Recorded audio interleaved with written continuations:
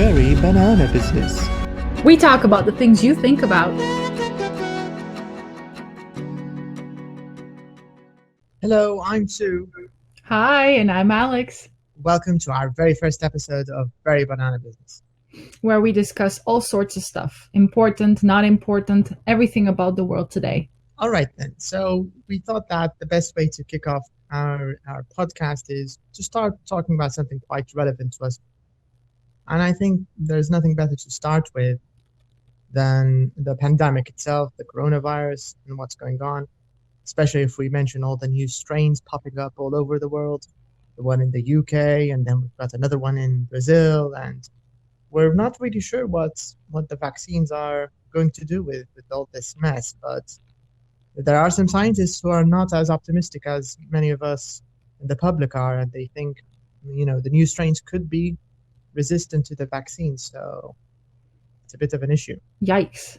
So we come down to this question is how is all this affecting us individually, apart of collectively, individually? What is going on with everyone? Well, I think before we sort of talk about what's going on to each one of us, I think maybe we should just discuss the issue that bugs us individuals. Mm-hmm. And I think if we think of it, it's probably isolation, because all this edginess and all this maybe maladaptations that we're seeing because of the pandemic, I think it all boils down to our maybe history, evolution, our reality as social creatures.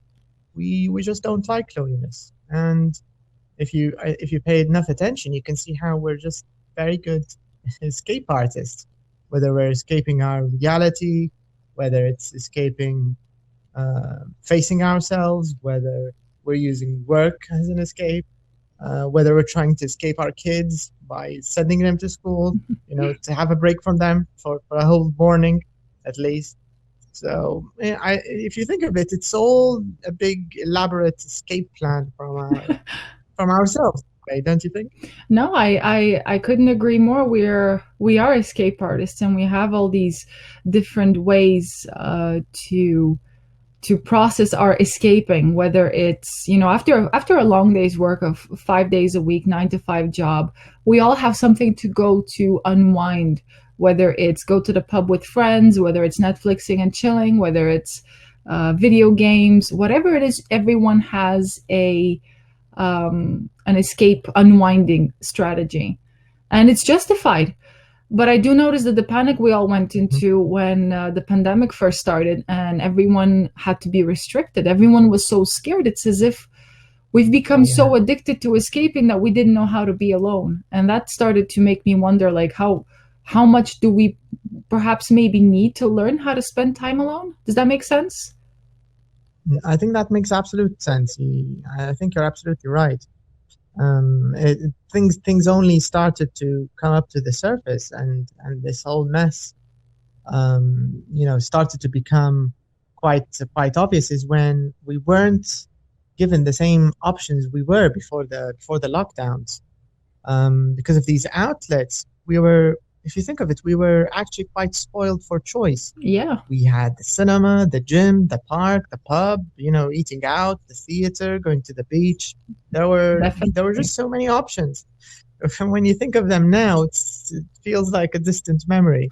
And I'm sure many of us, we maybe regret not taking these outlets for granted, not using enough of them, being a little snobby with our friends when we're invited to go see a movie or do something quote unquote mundane and boring. But now with the lockdowns, they just sound so awesome in comparison. It's not that we don't have anything else to do. I mean, we just have to manage and maybe settle with indoor outlets, Netflix and chill, good reading material, if you have any good reading materials, or if you like reading at all. So that would be an issue if you're a non-reader or someone who doesn't enjoy reading much. But you've got maybe more if you're a physical person who enjoys exercise. A real lifesaver if you had an indoor bike, or if you had dumbbells or a bar, or I don't know, squat rack or something to push a few weights around at home. and it could be like a lifesaver, at least mentally, and also physically, because too much sitting around at home, I don't think it's doing us any good either.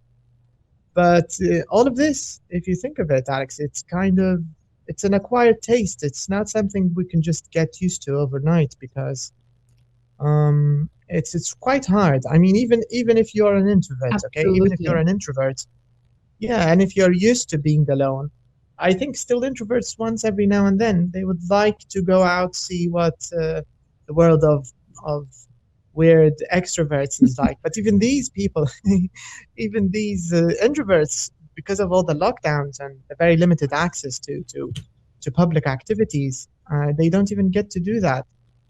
But I don't know. Maybe you have a question. Maybe you have an answer to this. I don't know. Do you think there are benefits that we can maybe extract, any some miracle cure, or I don't know, any benefits overall from this prolonged isolation? Do you think that we can make this good for us in any way? Absolutely. I think there can be lots of benefits in spending time alone. It's more it's a different kind of alone than the one where you read a bunch of self-help books, you take a bubble bath, make yourself some oatmeal cookies and a salad, and call it a self-love and self-care day. Although that's it's nice, it's great, and it's lovely to do those things for yourself. This kind of isolation calls for a lot deeper than that. The solitude that I'm speaking about goes more into learning to spend time alone with the fundamentals of you. Because of having constant distractions, a lot of us don't know ourselves on a deeper level, because we're being around other people. It's easy to sort of take on other people's energy, or take on other people's likes and dislikes, and just become part of the crowd, whether it's peer pressure, whether it's because you want to be in the group. And frankly speaking, spending time alone is kind of scary, because God knows what kind of stuff can come out of that. It could be great, it could be beautiful, you could discover that you've got new passions and hobbies, or it could be that you're harboring some dark and unpleasant feelings, which is also totally normal and very much okay. And they would be otherwise unnoticed because we're surrounded by distractions. So we have a sort of a very dire need to have some time alone and in silence, to recollect, to take out some mental trash, if you will, rewire if you need, and then reset. Speaking about this, I have a friend that shared a story with me about a friend of his. This friend of his was your typical party boy. You wouldn't find him at home at 10 p.m. He would be out at a club or getting together with friends to eat. He was a social butterfly. Pandemic came up, and he was obviously forced to be in isolation. Once the pandemic was lifted, the security measures were lifted last year in the summer. This guy stopped wanting to go to pubs. He wanted to go to the mountains. He wanted to travel around and see nature. He was at home spending his evenings in the quiet.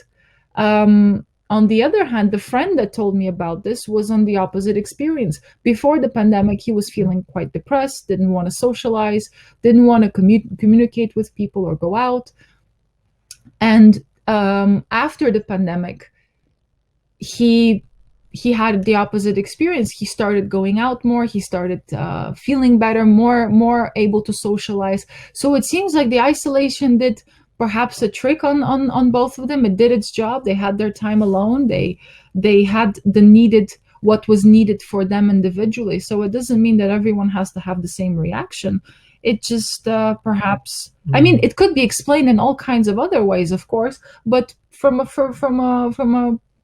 my perspective, it looked like, well, it did its job. They had their time alone. Whether they worked through actively some stuff that they were dealing with beforehand, and then released it and went about to continue onto a new path, or onto the previous path that they had abandoned. I don't know. It's quite interesting to hear stories like that. Yeah, I do think it's very interesting, but I'm also wondering, do you think this is similar for the majority of us? I don't know. These two sound like best case scenarios, or people who actually put in the effort, put in the time, and just like you mentioned, were able to to use their isolation in their benefit. But do you think this is a pattern? Do you think we all go I through don't this, or do you think we should go through I this? don't know. I don't know if they were actively taking advantage of it. I think that one of them was quite frustrated that he had to be in isolation at some point, and that's the first one. So I don't know if they were actively taking advantage of the time, or it was just the way the situation led up to those results. So if he was getting, one of them was feeling frustrated that he's out, that he's sorry that he's locked up and he can't do anything. So when the pandemic measures were lifted, he went all out and started socializing again. So it could have been that he was compressed, and then suddenly like flew out like a happy butterfly after the cocoon opened. Whilst the other guy realized, perhaps on a conscious or unconscious level, that he doesn't see much of the world. He's only going around a certain type of people, only doing the same sort of thing. So he kind of, maybe the silence and isolation of the pandemic made him realize, like, actually, I want to do more. I want to do more other stuff. I want to see more, be more in nature, or spend more time at home or with my family, or whatever, however it is. Maybe I want to settle down, because he was someone of age. This wasn't a 20-year-old. This was someone over their 30s. So I can't say that this can affect the people in the same way, but we can be more maybe conscious about it. Some people were feeling very, how do you call it? So they were feeling very aggressive towards the measures that were taken. They're like, I can't be told what to do. I can't be restricted. I can't. Yeah, well, fact of the matter is that we are, and there's little we can do about the world outside, whether we can go out, we can go to the pub, we can go to the cinema. But we do have control over ourselves and what we do inside. So bringing awareness to that, and knowing that you have actual control over something, and trying to be creative with that, maybe is the next step. Whether people do that or not, or sit and rather focus on complaining and making it a difficult experience, because the more we resist, we all know this, the more you resist, the more painful it's going to be. So we might as well make the best out of it, and learn some new skill, or pick up some new hobby that can be done indoors, or start testing new haircuts that might go wrong, and it's okay, because it's a pandemic. We can stay indoors and nobody's going to see us. Yeah, I completely agree. I think that's true.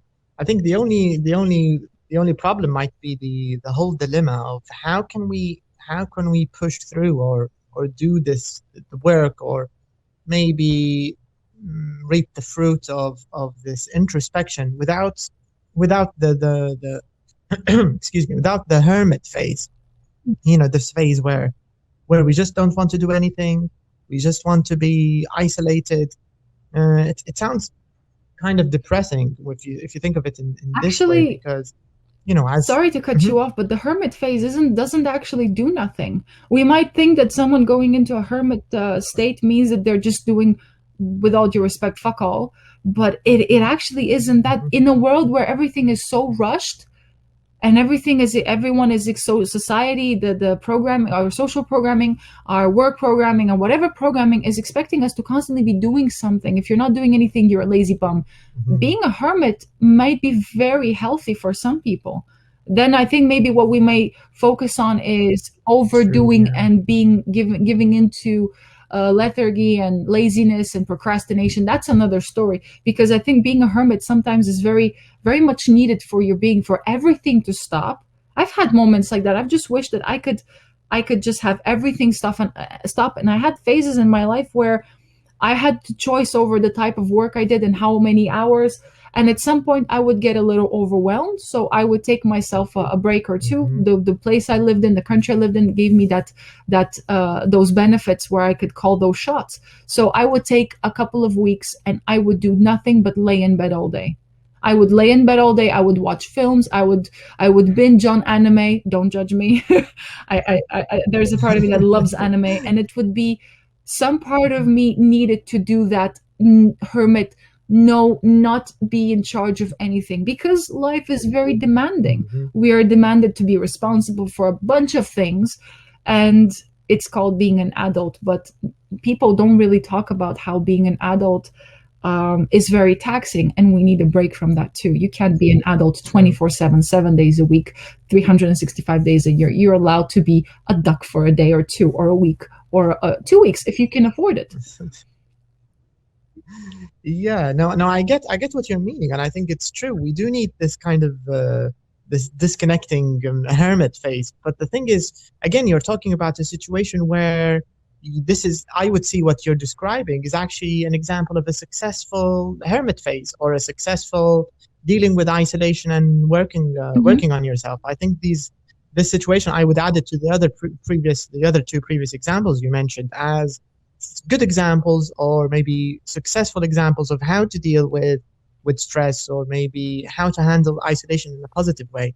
But the thing is, I know a few friends who actually went through almost the opposite, and just like you said, they handled it aggressively. They didn't accept these changes, and they were quite depressed by the forced lockdowns, especially in the the first few months of the pandemic. So what happened with and them? and what's ironic is many of these people, yeah, many of these people who were willing to, just completely quit their jobs just a few months before the lockdowns, now they're all suddenly, employee of the month. They've got no problem handling stress at work, risking their lives, being on public transport, not wearing masks, not using alcohol, and all of that. It's just to escape this isolation we were talking about. They're doing all of this just to escape their confines of their home, their wives, their husbands, parents, children, whatever. And this is this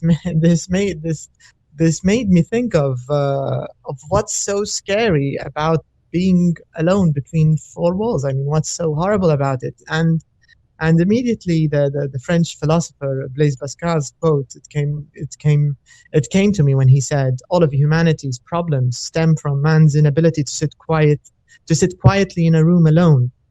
And the more I read this, the more I think, wow, this guy he wrote this in the 17th century, and there wasn't much going on. I mean, there was no TikTok, there wasn't YouTube, there weren't any podcasts. And even back then, people had the difficulty just sitting quietly in a room alone. So what's the deal? And I don't know what, but I think there's something so bad about staying in between four walls that the judicial system uses it as punishment. Prison, the whole prison institution is one exercise in long isolation. So it is actually some really bad for some of us, and we feel horrible about it. It wouldn't be part of the judicial system if it wasn't. And the worst part of this is solitary confinement, which is the worst of the worst, when they really want to punish the super bad and nasty criminals, you get solitary. And if you think of it, what is solitary? It's just sitting between four walls. So, I mean, I understand the I get best case scenarios or success stories like the three examples, including your own. I kind of understand them, and I think we should maybe strive towards them. But at the same time, I also understand the overall willingness to stay alone and spend time alone, even with these maybe surprising insights and maybe the advantages that I think that come out of this. What do you think of this? First of all, the Blaise Pascal, 17th century French scientist, awesome. I'm definitely going to, loving the quote, and I'm definitely going to look into him and probably read some of his stuff. The other thing that comes to mind is most of us are not taught emotional intelligence. We're not taught how to handle our emotions. Most parts of the world are not. It's not part of our daily education, which is really weird. We need to learn all that stuff. It's part of what's becoming it's inducing a panic in everyone when we're being isolated. Is like, wait a second, I'm about to be. Essentially, people grow into their 30s, 40s, 50s thinking that they know themselves, while there are many hidden aspects of themselves that they don't really know. And it's part of the when you're alone, you start having weird thoughts. You're suddenly there are no distractions to keep you with yourself. I mean, isn't it aren't you supposed to be your own best friend? Are we not supposed to enjoy our own company? It was years ago when I was asked this question, or I began to wonder, like, why are you avoiding being with you? What is there in you that's making it so uncomfortable being alone in the middle of four walls with yourself? What are you discovering? What are the thoughts running in your head? Why does that make you feel uncomfortable? What is it that I've seen it in other people, like someone says like I don't want to be alone. I understand that if we're going through some sort of a rough patch, losing a job, breakup, we need to get together with family, with friends, in order to heal. That makes sense. Of course you do need to have some time for yourself to process this thing that happened, whatever that thing is. So it definitely is a touchy subject because we pile up on emotions, we pile up on experiences, we pile up on traumas. You might go through some negative experience in your early years, and that will always stay with you, and you're never going to know it. And imagine yourself staying alone in your house for a prolonged period of time. Suddenly, in the silence, emerge some of the scary stuff from underneath the bed, and underneath the bed is you. So imagine what kind of things you will unearth that has been buried because there was silence enough. There were no more distractions for you to ignore it. So I think it can be therapeutic. It can be very therapeutic if you allow it to be. True. I couldn't disagree with that. I think that's true. But I do think it's a lot easier said than done. It's No, not absolutely. something.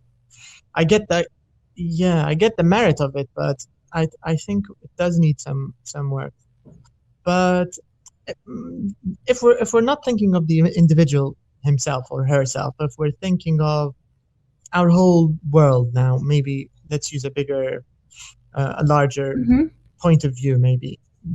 What do you think of what's going on in the world because of the pandemic? I mean, especially if you've noticed everything is going virtual, right? Virtual meetings, virtual teaching, virtual pretty much everything. We're living in a virtual world one way or another. So my question, I don't know what you think of this, but um, do you feel that the pandemic changed or fundamentally changed how our world works, or do you think we've been heading towards this kind of virtual world? Especially if you think of social media, it's been here for about a decade or a little more before the pandemic. What do you think? Do you think we're heading to a virtual world? Do you think the pandemic played a part in this? Do you think there's any benefit of this? Any maybe silver I lining? Yeah, What do you no, think of no. this? There's plenty of benefit if we go mostly virtual. It could be Hmm. it could be great in seeing how companies will save a lot of money on from renting or buying buildings and office space, and that money could be Mm. spent. That Yeah, company state. budget could be spent on other things. It could go for funding projects, higher pay for employees. Um, Perhaps I don't know, cost of transport will be hugely lowered because you won't be commuting anymore. Less car emissions, less pollution.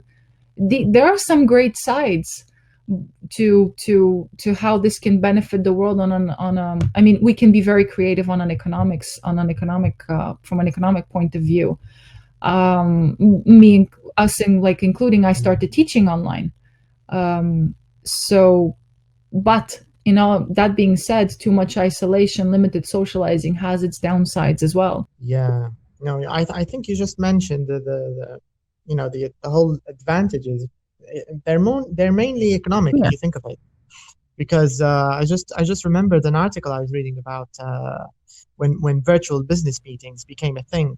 I think maybe in the late 90s, early 2000s, when technology developed to a point where you can just have, if you're a company, if you're some kind of multinational in, I don't know, Hmm. North America, and you've got your subsidiaries or business partners, or I don't know, competitors or people, or another company you want to merge with, let's say in Europe or in East Asia, you don't really need to travel anymore if it's just a meeting, right? Because it's business meetings in person have become a thing that maybe only very top executives or super high level meetings might actually literally need, because otherwise you've got these business meeting things. And if we're talking more specifically about today and these couple of years, because of 5G Hmm. technology, networks, applications, Skype, Zoom, I mean, there are so many other also maybe specific meeting applications that many companies use. So there, just like you said, I think there's so many economic benefits, not to mention the, the, the enormous, maybe even monstrous financial gains that companies such as, especially these streaming companies, Amazon Prime, Disney Plus, Netflix, YouTube, these kind of streaming companies, HBO. It's just, I think they've made billions in this last lockdown. And I think the same goes for any service which just requires clicking and tapping. You're gonna make a bunch of money during this lockdown. I think if one was a conspiracy theorist, I would go as far as to say, big tech. Everybody's hating on big tech now. So Google and its big tech friends, I think they're the ones who orchestrated the whole COVID-19 thing, and they released it, and it's working perfectly for them. Their stock is going up, and we're dying, and they're making sorry money. to laugh. Okay, Alex Jones. But actually, you're very right about the profits that these companies are making from. Could it be that it was orchestrated, or this was just creativity at its best? They could quickly adapt to a situation. It could be that they're, because Google is Google. They're the if anything, they're the people of creativity, coming up with all new innovative ways to adapt and make new trends online and so on. So it could very well be that either this was orchestrated in their benefit, and that's a lot of work and a lot of risk, and goddamn.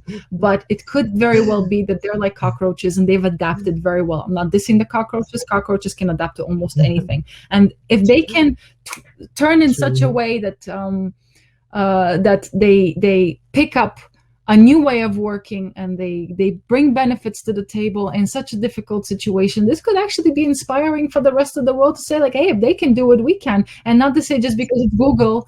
Sorry? Exactly. No, exactly. I completely agree. I think it should be inspiring for the rest of us peasants. If they could do it, why can't we? Think of your business. Right. Think of something that you love doing.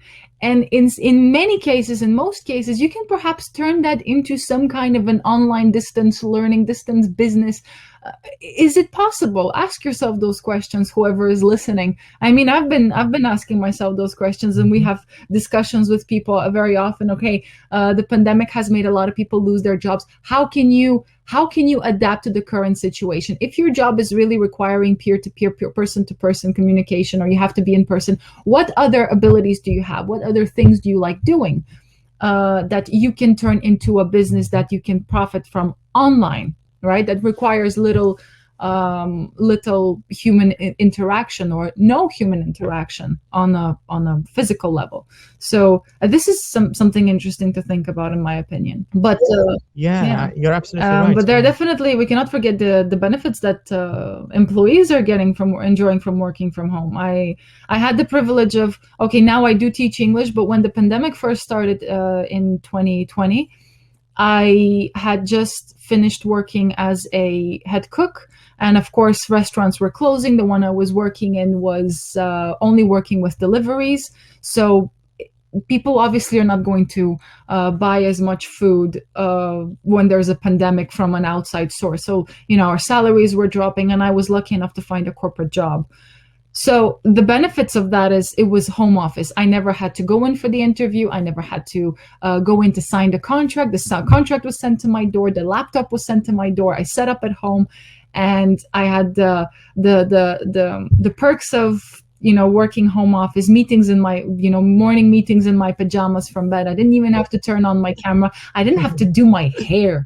I tend to get personally overwhelmed when working around too many people. So being in the quiet of my own home, being in the comfort of my own room, being able to work from home gave me that, I can do this in a much more efficient way. So if you happen to be an introvert, whoever's listening, like I am in this way, in this retrospect, you might understand that there's not anything wrong with you. You function better in silence or in isolation, or not full isolation then. So, but I know that for some it's very difficult, the lack of human contact, especially if you're social butterflies, if you love communicating with people, that co-worker support, that family that you create in the workplace, that you no longer have as strongly as you did when you'd go to the office in the morning, sharing your morning coffee, your breakfast, at lunch sitting together. That was no longer happening. And the company that I worked for, they would try and do those things online. We'd have like a girls company meeting, or get-togethers for wine on over Skype or Zoom after work, just so there could be bonding between us and people could get to know each other, or keep the connections and relationships alive. So I know how difficult it must have been for a lot of people who thrive on this kind of lifestyle to go against something that is hand in hand with your nature. Yeah, no, I think that's right. I had a very similar experience too, because at the beginning of the first lockdown, I was working as a corporate job as a medical representative. And because things were slowing down and we were asked to push sales further, and we were incentivized to do that. And at the same time, we were kind of punished if we're not making enough sales. So after I was left out of a couple of bonuses over 2 months, I was like, you know what, screw this. I don't need this. Things are only going to go downhill from there, and kind of did, because the hassle. I don't think that the reward and the cons and pros of it was in my favor anymore, because we're just going to be pushed more, because the company is thinking these people are slacking because they're working at home much longer hours. They're much more comfortable. They don't need to come into the office anymore because of the lockdown. So they were kind of, in a way, they were trying to. I hope some of them are listening to this. They were trying to get revenge on us, and I sort of caught onto it quite early, and I was like, I don't need this headache, this mess. And I did just like you were saying, I focused more on my own stuff, teaching online, and just popping my head in my in my tracksuit with my bare feet and no socks, no shoes, no rat race. It's just like you said, it's so interesting if you're that type of person who's weaned, or maybe the better word to say is was able to wean himself from the corporate family and the co-workers, or found other ways to maybe substitute this, just like you said, by online get-togethers and that kind of thing. There are so many advantages. There's no need for the daily rat race. No more traffic jams, no more metro and bus fees. Some people like that. Some people really like that. Yeah. Yeah, some people like that. Exactly. Yeah. I was even thinking of the water bills, because I didn't have to shower every day. I know this sounds disgusting, but this was true. You don't need to. You're just in your pajamas doing your daily work and doing your meetings online. So, but I mean, seriously speaking, if we're talking on maybe a more mental, or maybe shall we say spiritual point of view, I do agree with you. Complete unguided prison style isolation is not something many of us are experienced in or used to. I don't think it's something that comes about naturally, and I don't think it's even that beneficial when it's just shocked in. It's like going on a run with absolutely no warm-up. It's a bit like this. So suddenly being cut away from family, whether it's your corporate family and co-workers you might happen to like, or even your actual biological family, if they live far away, loved ones, friends, especially, or partners if you're not currently cohabitating. This is so difficult. It's a blow to one's, I think, social self, because, like you said, we grow up in groups. Even if you take a look at our primate cousins and other mammals, it's very obvious the extreme kind of separation anxiety they demonstrate, they show when you take them away from their mothers for long periods of time. So overall, all in all, I guess I think it's a skill. You just need to. I think you need to get better at it, and maybe bit by bit, tolerate. For those listeners of us who maybe aren't weird introverts like we are, and maybe don't have the luxury of enjoying quiet as much as we do. So don't be too hard on yourself. It takes a little bit of training. I think every day will be a little better than the one before, as long as you're putting in some some conscious effort to improve or to progress with isolation. I That's totally agree. what I'd say. On that note, I'd like to pick your brain. Speaking of all this, how did you deal with isolation? How have you been dealing with isolation? What struggles have you faced? What habits did you pick up? How have you benefited from all of this? I'd love to hear, and I'm sure our listeners would like to hear as well. Well, actually, it's quite. I think it's quite unexpected. I mean, I did kind of see that going to a daily job, a corporate job, is something that's not going to be very, very convenient or even efficient or even financially rewarding anymore because of the lockdown. So I kind of saw that early on and thought, I need to drop this job. So this is one thing maybe I was lucky to foresee. But apart from that, I think I did live through 2 civil wars. I don't know if this is a fortunate or an unfortunate thing, but I feel I got enough practice, and I had lots of time with very little positive outlets. One thing I remember helped me a lot, and it still does, is gardening. I don't know, there's just something maybe a little mystical. I don't know if you remember when I told you about this weird relationship I have with plants.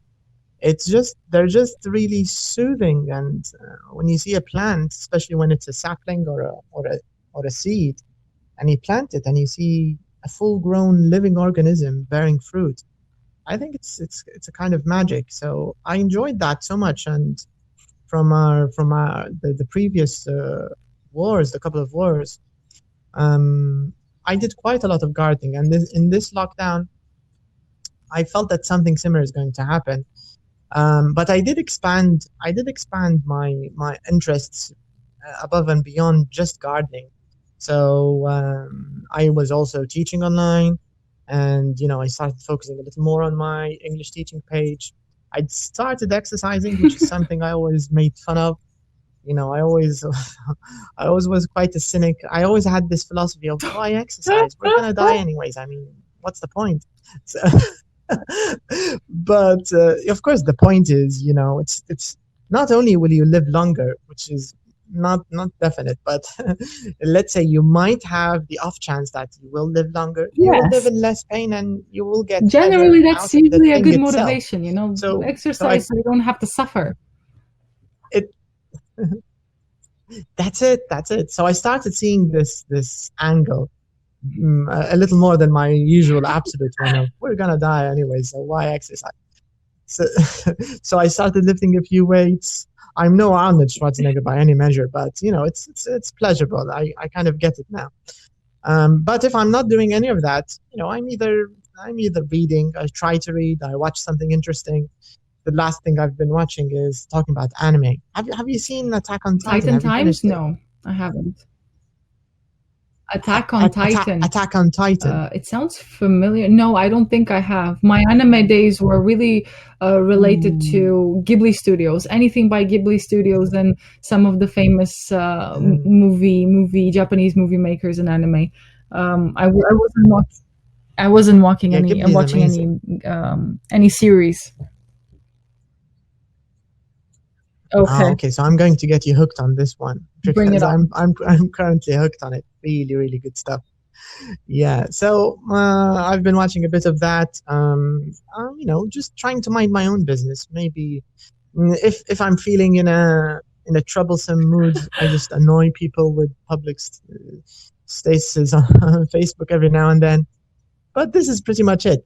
But what about you? Because you sound like you've done quite a good job during this lockdown as well. So how did you figure out a good plan to? It seems like I stole a chapter from your book. I also lived through civil wars. I lived in a war zone for quite some time. So I had the privilege, or maybe not the privilege, like you. I don't know whether it's a good or a bad thing.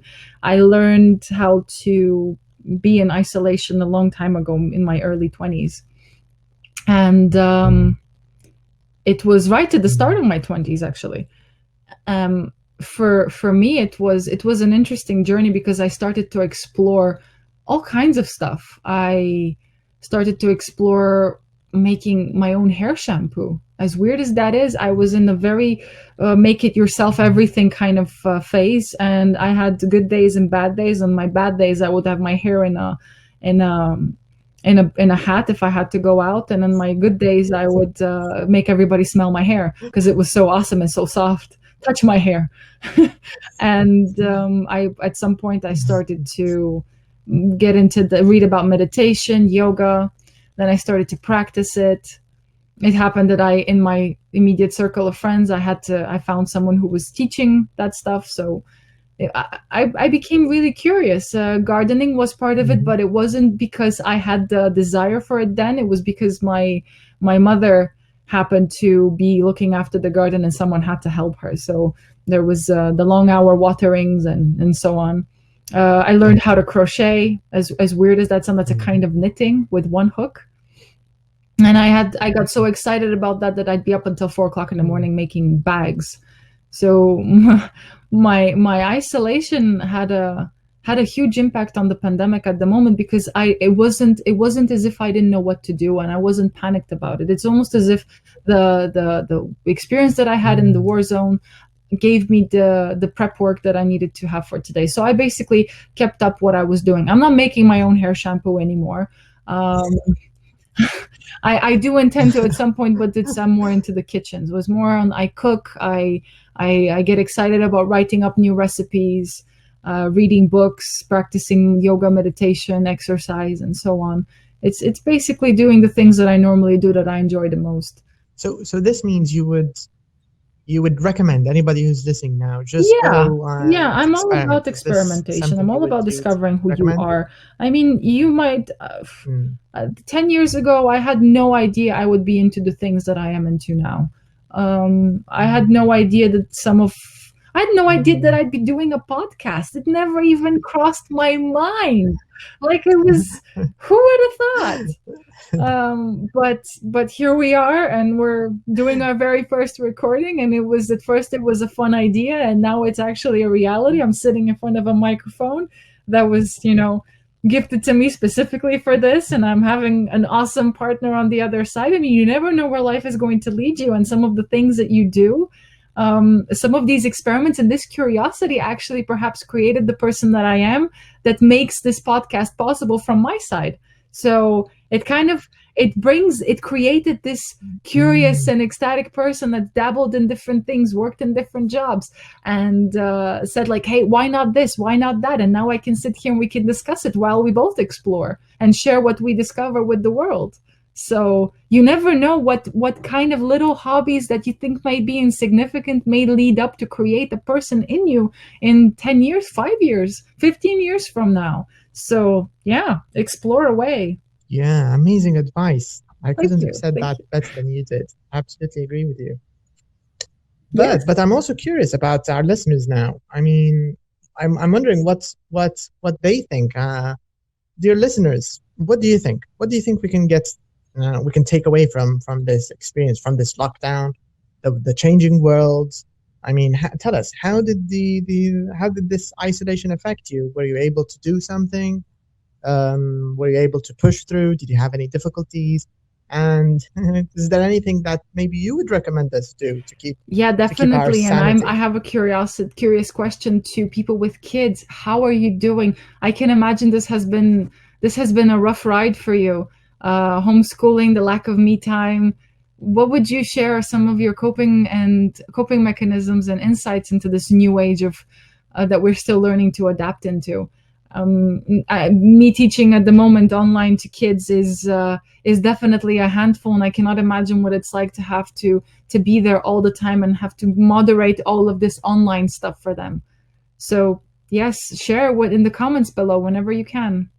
Yeah, I think that's all for today. We're looking forward to reading your comments and maybe hearing your advice and what you think is the best thing to do, or maybe some general tips to help push through these difficult times. Yep. And hope to see you next time. See you soon.